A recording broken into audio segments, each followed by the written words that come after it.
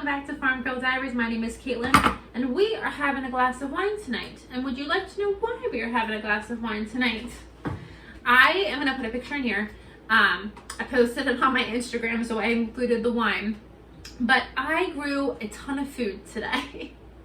So to grow all the food on that counter, I start planting my seeds in January. I start buying my seeds in like October and November. So it is a very long process to go from like planning what I want to buy, where I want it to go, all that stuff, buying the seed, starting the vegetable or the plant from the seed, putting it in the ground, growing it, babying it, taking care of it. It is a long process.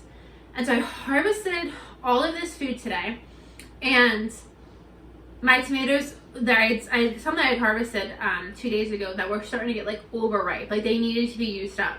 And so it was either I process them, put them in the freezer, or I just go ahead and process them. And so no part of me actually wanted to process tomatoes today. It's 8 o'clock at night. I want to sit down and read a book, maybe watching TV. And I'm standing here looking at the counter knowing this is the chore that I need to do. I need to process the tomatoes. And so I've been putting it off for the last 2 hours. I've been puttering around, not doing the tomatoes, doing anything else but processing the tomatoes. And so I finally had a change of heart. Oh, that sun is bright. And so I finally had a change of heart, and I realized what a blessing it is to be able to grow all of this food. Not everyone has the space to grow this food. Not everyone has the time. Not everyone has the desire. Not everyone has the commitment. And then there are people that do try that at this point maybe aren't successful. And I can grow a lot of food.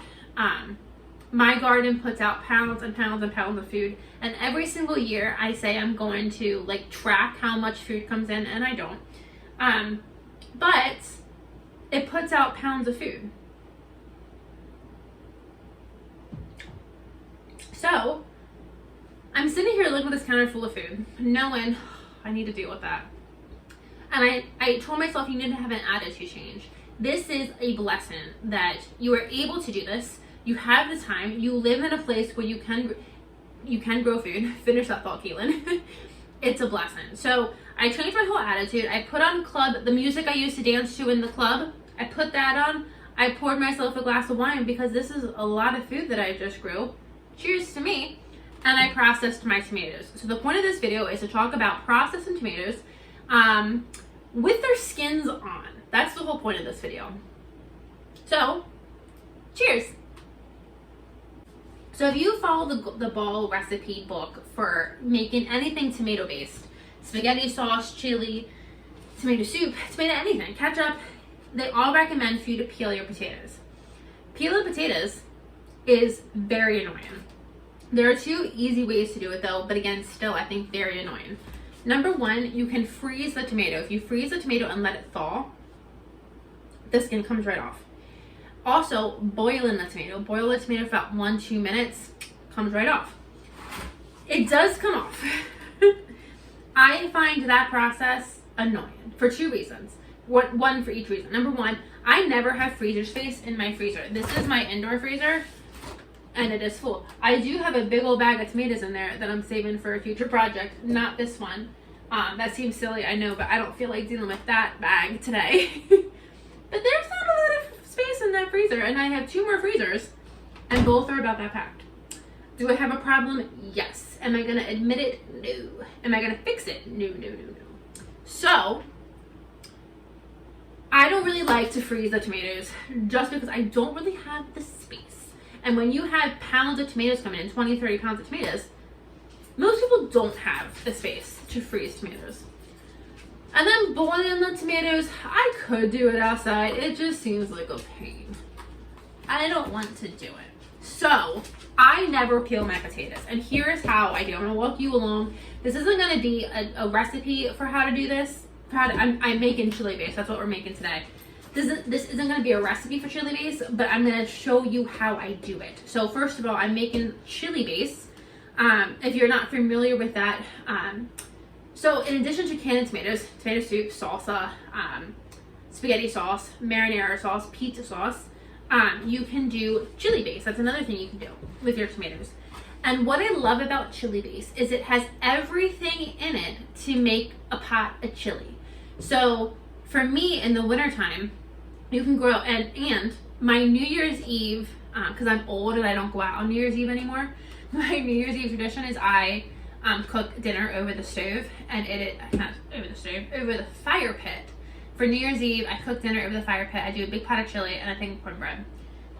So when I want to make my chili, I just go grab 2 quarts of this chili base, a quart of beans, and I brown some meat, and I have chili. It has everything ready to go. So the chili base is the chili sauce or the tomato sauce, the onions, the spices, everything for it to be a chili. So you can can that and put it directly on yourself, just like you would spaghetti sauce. I love to have chili base on my stove or on my pantry for this reason. It just makes that meal, chili, so hands off, hands free. And especially during wintertime, I'm always looking for ways to make dinner easier and faster. And this is one of those super easy, super great, super fast. And then I always have cornbread mixes in my pantry, homemade cornbread mixes. So I could have a homemade dinner, a very delicious homemade dinner, in literally less than 5 minutes with no measuring, cooked meat, that's about it, and everything's ready to go. So that's what we're making. That's what I'm excited to put on my shelf today. So let's talk about how we do the tomatoes. We need a sip of wine first though, because we worked hard. Wait, let me bring you over and show you my thing of tomatoes. Now, I'll be honest, I'm using a big roaster oven. If you are a gardener or if you are a canner and you don't have a roaster oven, invest in one. What I love about this roaster oven is I'm going to put this on at 8 o'clock at night. It's going to cook all night. It's going to cook all day tomorrow. It's going to cook probably all day Sunday, and I'll probably can this up Sunday night. So it's Friday night right now. Roaster ovens stay on the crock pot. They go on and off to match the heat that you set it at. And I really, and they hold, it's bigger, it's much bigger than a crock pot. I have 2 of these. I took my mom had one and she only used it occasionally for her turkey for Thanksgiving.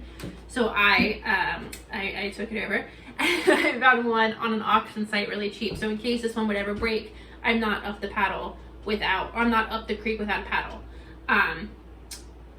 I love making mostly my tomato products. I do make French onion soup in here. I have made, I forget what else, caramelized onions in here. I made a lot of things in here. I love it. I think if you're going to be a canner or a preserver, this is the way to go. Then you're not standing at a stove, stirring, monitoring your stove. I'm somebody who I'm never going to leave my stove on overnight. I know some people do.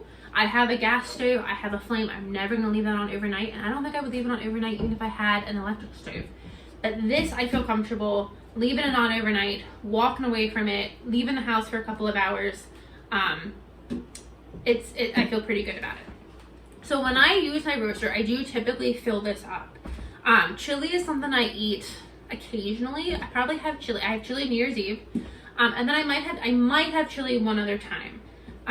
So I have no chili base on my shelves right now. I'm aiming to get 4 quarts. So that would be 2 servings of chili.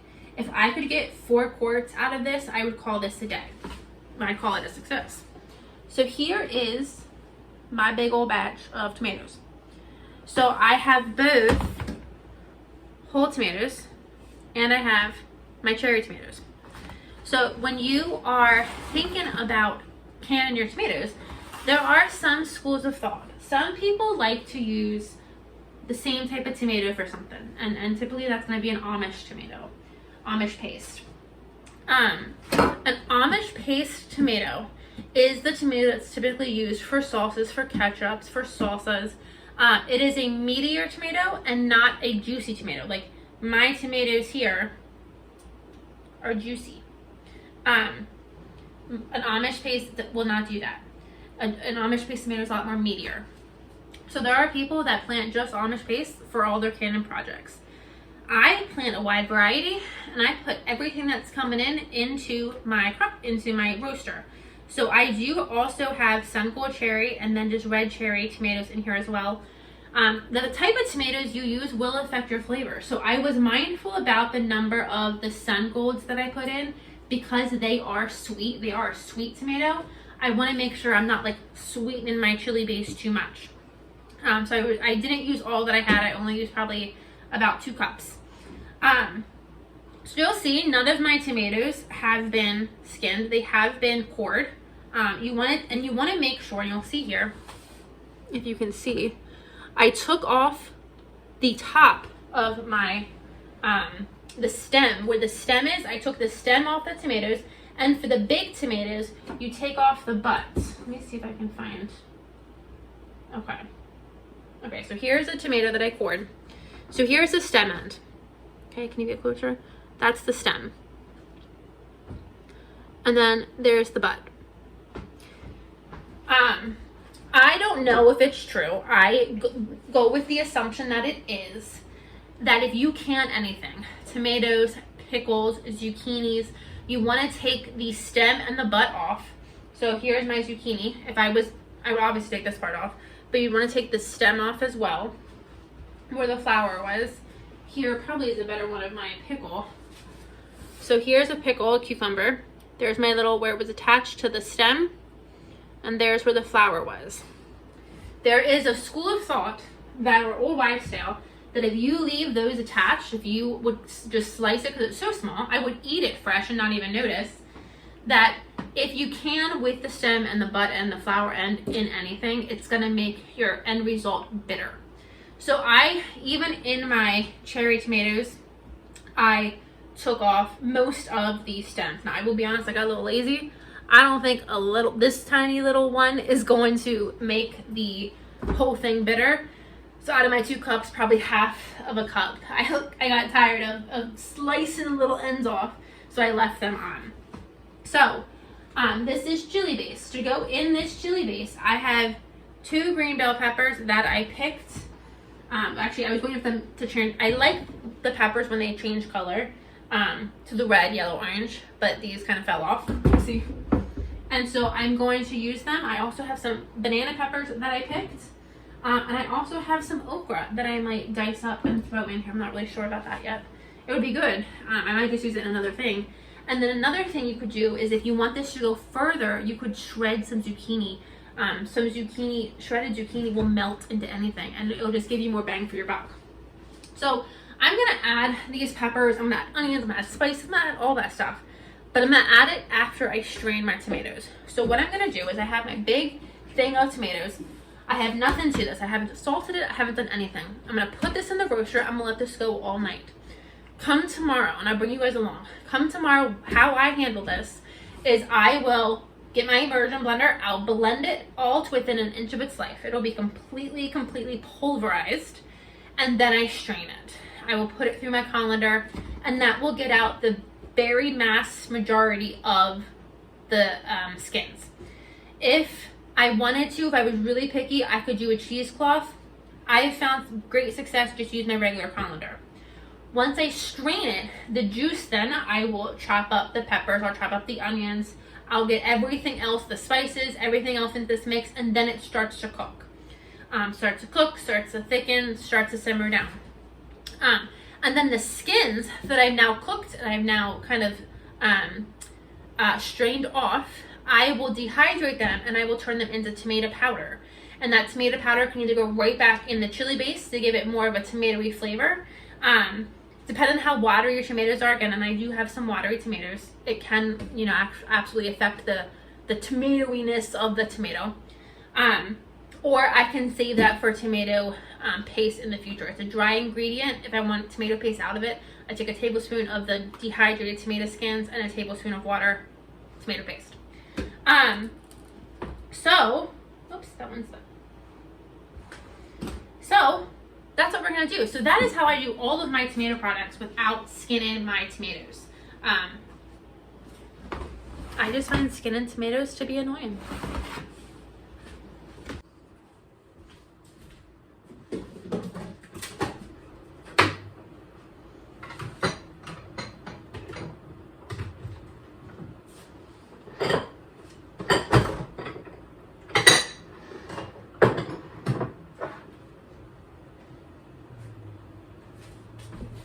And that's all we do. So I set it to about 250. I do keep it pretty low overnight. I'll put the lid on it, and then we'll be back in the morning to see that's all cooked down, and it's ready to be pulverized.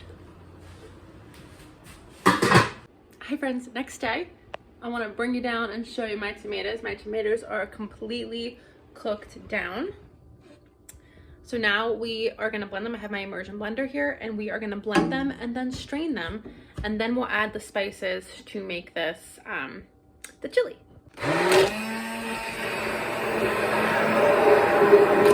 I have this as blended as I can currently get it. It foamed up, so I can't really see what I have going on.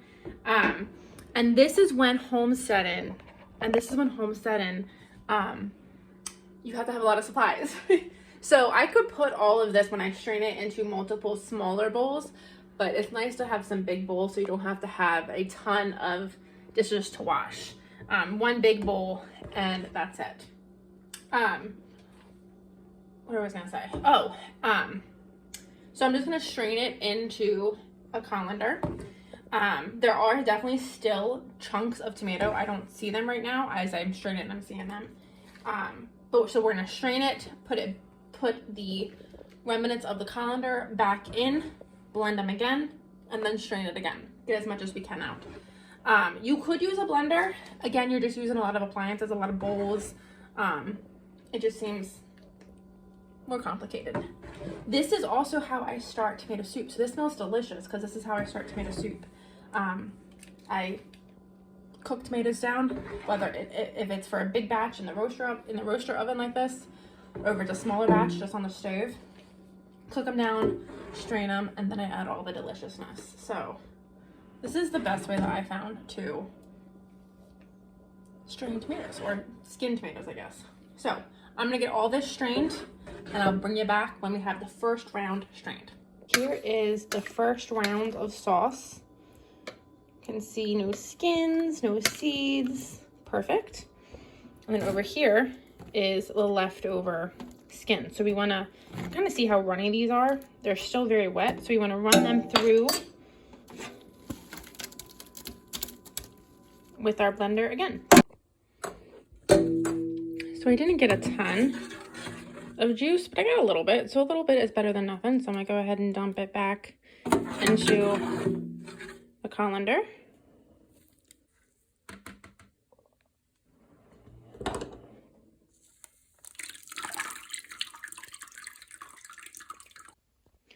Okay, so we have our pot of the strained tomato sauce.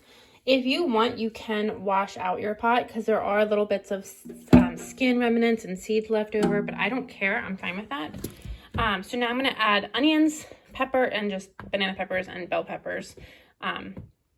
This one had a little bad spot, so I got to cut that guy up. And then we're going to add that into here, and then we'll add our spices.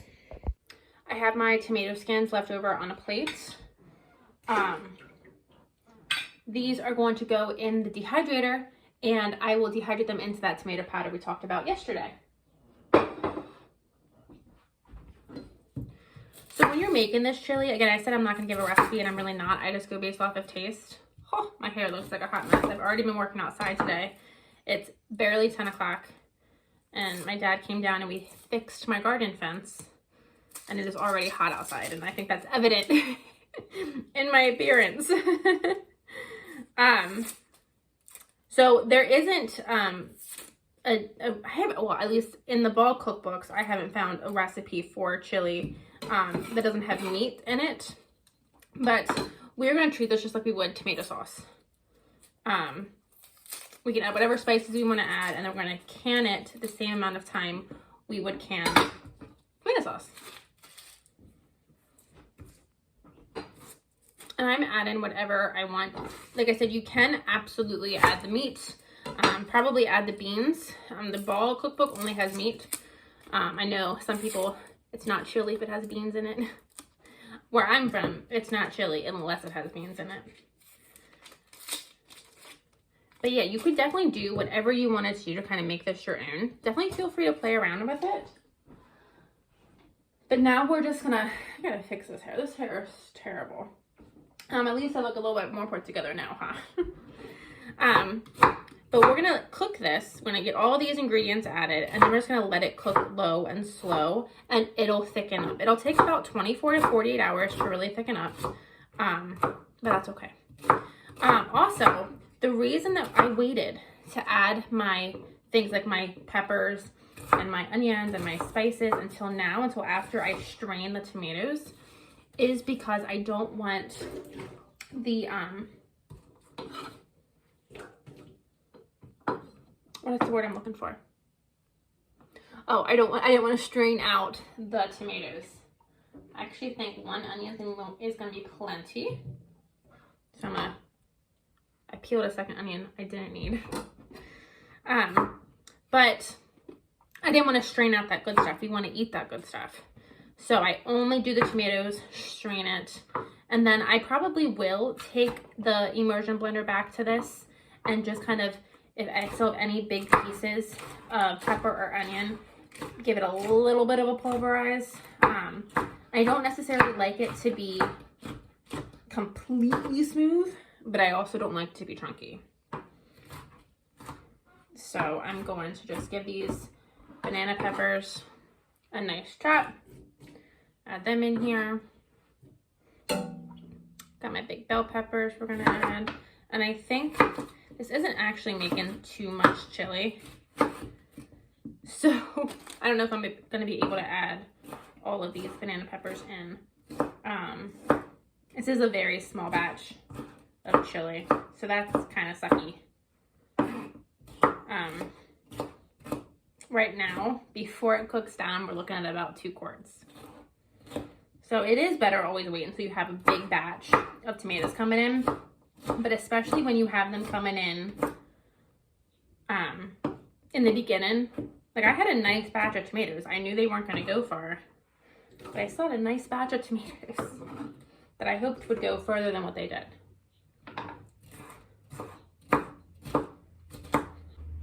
So you might end up having to make a second batch of chili later in the summer when we have more tomatoes. We'll see. So I added 1 of my bell peppers. I didn't pick the one that had the spot because that would have been too smart for me. So I still got to use that up in something today. And we added 1 onion. We added 3 bell peppers. And I think that looks like that's going to be plenty for the amount of sauce I have. Now we're going to go in with our spices. So we're going to start with some garlic powder. Yeah, I eyeball everything. I don't measure. I wish I did, because then I could have more consistent results. Every single time I make something, it's a little bit different. A little bit of cayenne. Chili powder, a good amount of chili powder.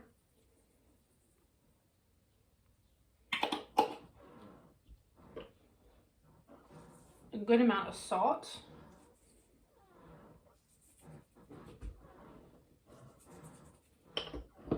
And pepper.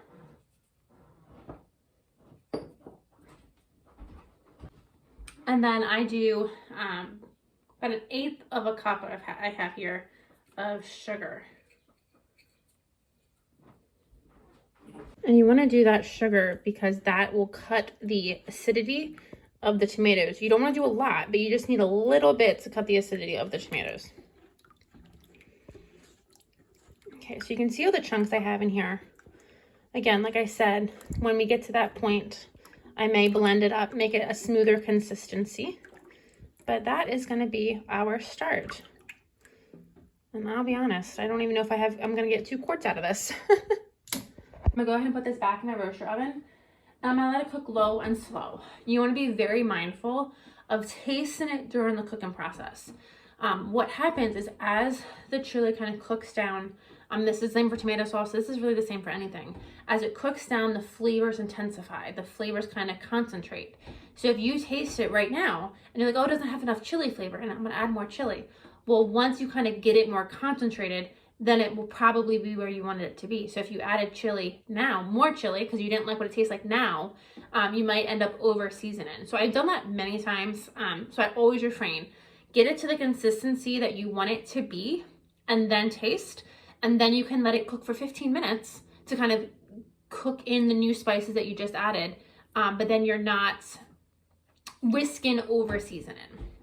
So we're gonna add this pot back to the roaster oven, and I'll see you in a few hours. Hi friends, well, we are on day 3 of this video, but I have my water bath canner on the stove heating up, and I want to show you our delicious chili base. I need to have a place. I need a bigger kitchen. I don't have a place to put my lid. So this has been going for 24 hours with the spice blend. I did 12 hours just the tomatoes, and then I added the spice blend, which is just some pepper, some onions, garlic powder, and chili powder, a little bit of paprika, I think. I forget. But it's been going for 24 hours. For the most of the time, it's been around 225, just low and slow. For probably about 4 hours, I did bump it up to 300 and really got it kind of rolling. And then we bumped it back down again, low and slow. So we're gonna give it a taste. I already tasted it, so I already know it's delicious. But that was yesterday, so let's give it a taste this morning. That tastes delicious. You definitely get the pepper taste out of it. I did add some bell pepper and some banana pepper. You definitely taste the peppers.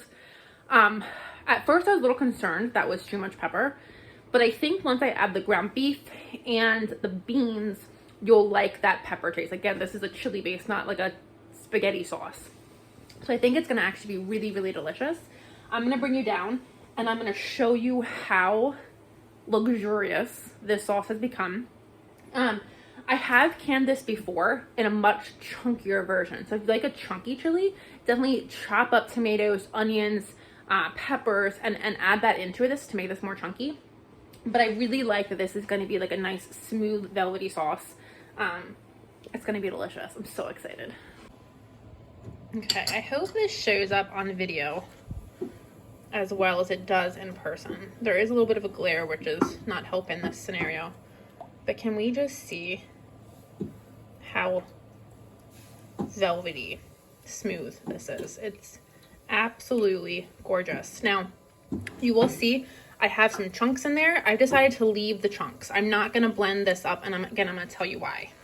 Initially, I was going to blend the peppers and the onions up, but again, I thought this is a chili base, not a tomato sauce, so we're going to be adding ground beef and beans to it. So it will be nice to have a little bit of a chunk of a vegetable in there. It's not a lot, but I think that's going to be nice. So I'm really pleased with how that turned out. So now I'm going to go ahead and get it jarred up. Let's see again how much it is. I'm hoping at this point for 2 full quarts. I don't even know if I'm going to get that. But I have the water bath canner going, and we are going to water bath this for 40 minutes. If you didn't want to, you could freeze this. The fact that I'm going to heat up my house for maybe 2 quarts is pathetic. But I want this shelf stable, and I'll probably have to do more later this summer. So I'm going to go ahead and get this jarred up, and I'll show you how much I get when we're done. Hi friends, it's the next morning. I forgot to bring you guys along and show you we got 3 quarts of chili base. So I got them all canned up yesterday. They're going to go on my shelves. And I will do another round of chili base when I have more tomatoes, because 3 quarts is just not going to be enough for the rest of this year. But I'm excited that I have at least some going back on the shelf. Thank you guys for joining me on this video, and I'll see you guys in the next one.